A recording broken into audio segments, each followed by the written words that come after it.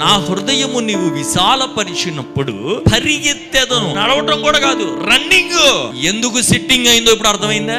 ఏంటి నా జీవితంలో ఏం జరగట్లేదు అనే దానికి ఆన్సర్ వచ్చిందా? ఎందుకు నేను కదలలేకపోతున్నాను అనేది అర్థమైందా?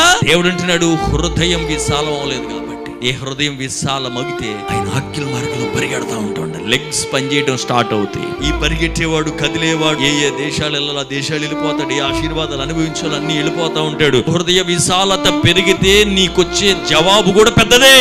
నీ అంతరంగ పురుషుడు బలమైనప్పుడు పరిశుద్ధాత్మ దేవుడు నిన్ను బలపరిచి నువ్వు చేసే కార్యములన్నీ కూడా చాలా గొప్పగా ఉంటే, సమృద్ధిగా ఉంటే. ఈ రోజు ఆ వేగం నీకొస్తే చాలా మంది రీచ్ అవ్వలేనివి త్వరగా నువ్వు రీచ్ అయిపోతావు. అందుకు దేవుడు నీ హృదయాన్ని తాకును గాక, నీ కాళ్ళు కదిలింపబడును గాక. చాలా మంది షార్ట్ టైం చేసేది నువ్వు స్పీడ్ గా చేయగలుగుతావు అంటున్నాడు దేవుడు. ఎందుకు అంటే నీ హృదయమును విశాలపరుచుకున్నావు కాబట్టి.